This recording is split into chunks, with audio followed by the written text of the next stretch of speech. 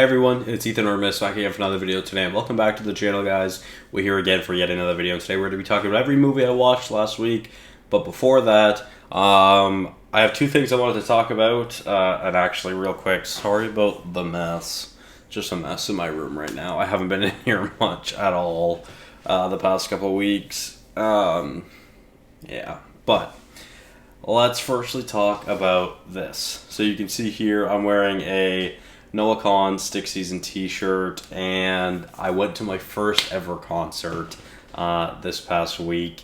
It was really amazing. I went with Mel.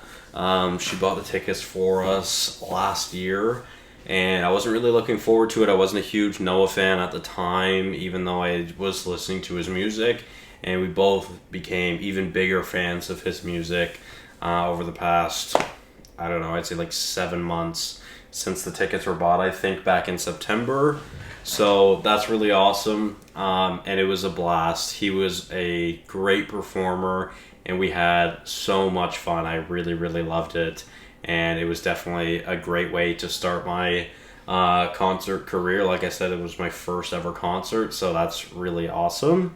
And then, yeah, up next, let's actually talk about a movie I forgot to talk about in last week's video. I said to you guys that there was more movies than I talked about, and that's because I actually just skipped one by accident. So we'll talk about that one first. But with that being said, let's get into it. Starting it off with a 2 week ago watch, but it is The Founder, which, yeah, I ranked a 78 out of 100, and I really enjoyed this. Michael Keaton just seems to love doing movies that are based on true stories. He's done a lot from what I can see, and yeah, anyways, I enjoyed this movie. It taught me a lot about McDonald's and the fast food industry and how they were true pioneers of the fast food industry, because they are really what started it, which was pretty cool to learn about, of course. And yeah, those poor McDonald's brothers, man, like, that's a really tough blow, the way things panned out for them, unfortunately. So yeah, a 78 out of 100. I'll give you a little bit of a spoiler alert now. That's higher than every movie I watched this week. So I didn't have the best week, and I'm sure you guys are probably looking at some of the movie posters in the thumbnail and being like, huh? There's no movie above a 78? Which, yeah, that's true. There was a lot of disappointing watches for me this week. Yeah, anyways, let's get into it. Starting it off with my least favorite watch of the week, which is actually a watch I did today in theaters. I went to go see Civil War, and yeah, this was shit. I really did not enjoy myself at all while watching this. I really just did not enjoy my time with this movie. There wasn't many things about this movie I enjoyed. A 37 out of 100. I thought it was pretty uninteresting for a movie that was about an hour and 40 minutes. I struggled to stay awake in the theater, which wasn't a good thing either, obviously. This just wasn't a very interesting movie for me, and I didn't really have much of an interest in it at all. And I've seen some people have some kind of similar thoughts as my own, but typically I am seeing more people enjoying it rather than not enjoying it, like myself. But I am seeing that it is kind of a polarizing movie right now, and obviously the themes is pretty polarizing. I don't really want to talk about that, but yeah, my least favorite watch of the week. So let's keep going to actually quite a big jump up 15 points to White House Down. I actually watched this yesterday, and this was kind of a weird one. I watched like the last 35 minutes of it while celebrating my niece's birthday, and then I decided to actually fully watch it later on that night. So it was alright. Obviously, it was pretty mid. I ranked it a 52 out of 100. It wasn't anything special at all. This is a movie I know my parents love, and I can understand why dads would love this. This is just a perfect dad movie, you know? So yeah, just not for me. It was fine. A 52 out of 100. So let's move on to a trilogy I watched this week, which was the Beverly Hills Cop trilogy. I watched all three, and my least favorite was the third one, mostly because I really just didn't like the location of this movie. I really kind of hated Wonderworld, and the theme at Wonderworld pissed me off. It annoyed me so much. My favorite part about this movie was seeing George Lucas for that random cameo. I thought that was pretty funny. I was so confused when I seen that. There's another cameo. I think it was Chris Rock also in this movie, which is pretty interesting. But yeah, a 57 out of 100. Nothing too special. Nothing too great either. Nothing too bad. It was just kind of middle of the road, but I did enjoy it, and I absolutely love the Axel F theme. Love it. But we'll talk about that here shortly. So let's keep going to one that really surprised me. I was really disappointed by Cinderella.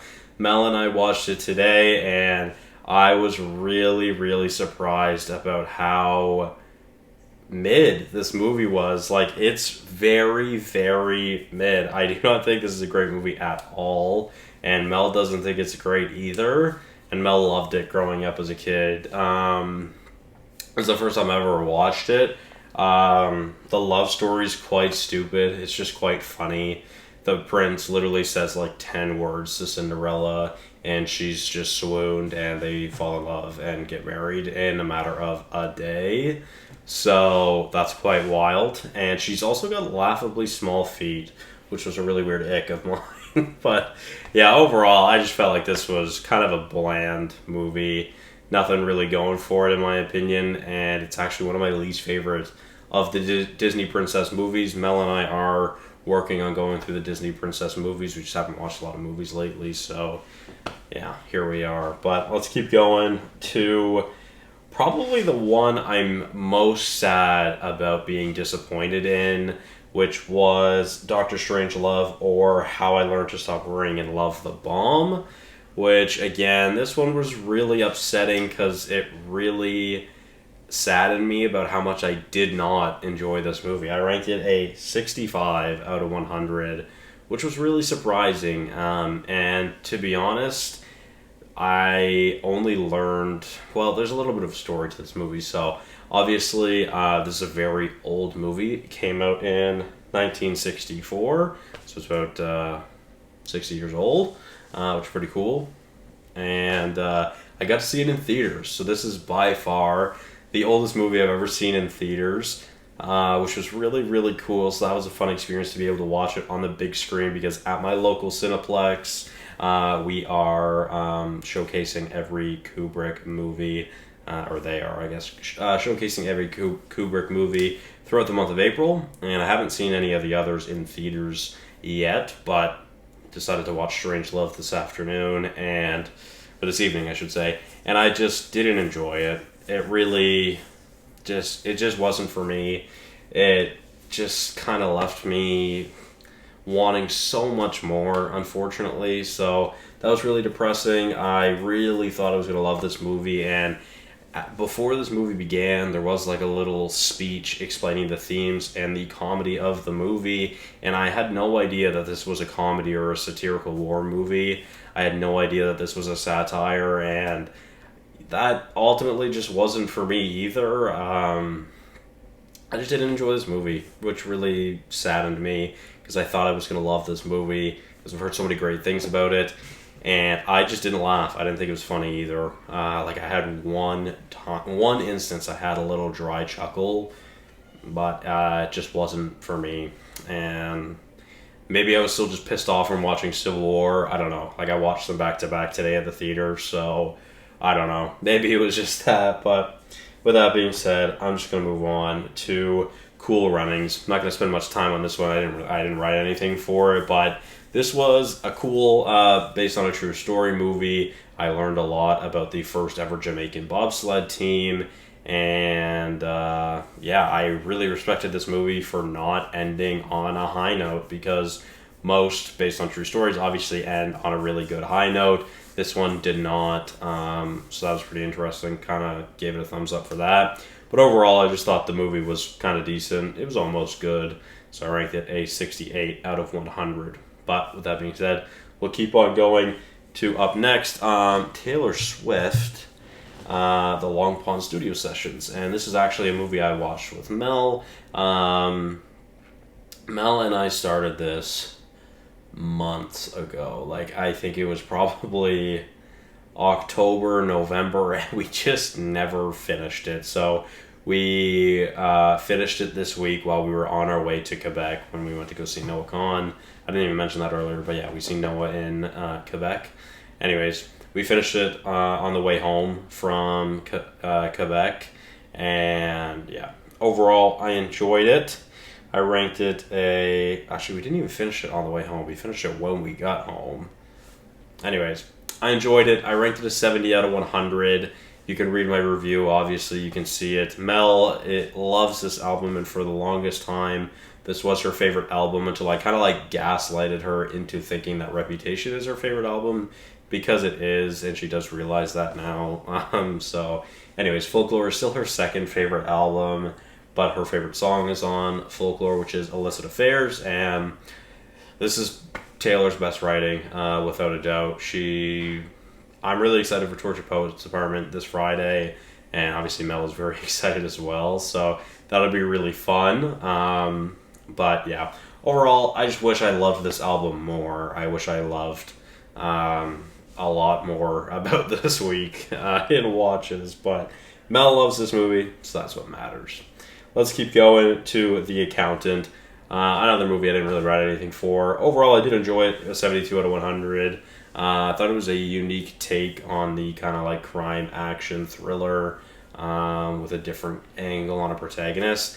And while watching this, I realized I watched this movie a long time ago. It's probably been about 5 to 7 years since I seen this movie, but I remembered pretty much everything about it, which is really surprising because I think I'd only seen it that one other time. But overall, I enjoyed my time with it. But it's just nothing special. A 72 out of 100. So now let's move on to, I think we're in the top 3. No, sorry, we're actually in the top 4. But nonetheless, a 73 out of 100, I have Beverly Hills Cop. And this is the first one. I did rank 1 and 2 the same at a 73 out of 100. But I did put the second one above the first one. But firstly, we'll talk about the first one. So like I said, a 73 out of 100, and I really had a lot of fun with this. I really enjoy this movie. I talked to my mom about it because she had loved these movies when she was growing up. And yeah, I really enjoyed this one, actually, more than I thought I would. So this one was a pleasant surprise. Both of the first two were pleasant surprises because both of them I enjoyed more than I thought I would. I really liked the trio of Axel, Taggart, and Billy, and they just get better in the second one, and yeah, we'll talk about that shortly. But yeah, I also learned about how many different songs were made for this movie, and I had no idea. I love the Axel F theme song. It's so damn good. It's just tremendous, and it's iconic as hell. But yeah, let's move on to Beverly Hills Cop 2. Now, I definitely don't really care for any of the villains that much in this franchise or in this trilogy, but what I did love about this movie just a little bit more is just the amazing connection between the three leads in Axel, Taggart, and Billy. I loved the three of them together so much. They were so much fun every time they were on screen together, and it was just a really fun time watching it. So overall, even though I ranked it the same at a 73 out of 100, I am putting number 2 above number 1.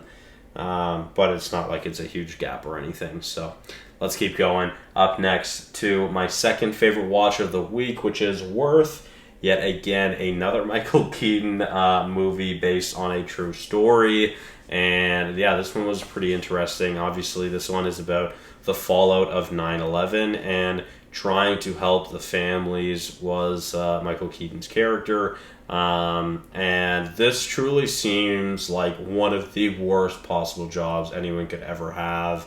Although it probably does feel rewarding at times, it just sounds so stressful and so depressing, where you're trying to give a number of what a fallen person is worth, which just sounds terrible, and I wouldn't wish that upon anyone. And the fact that they continue doing this after from tragedies that happened after 9/11 as well is just really sad, because I couldn't imagine, but good for them, because it's definitely not for me.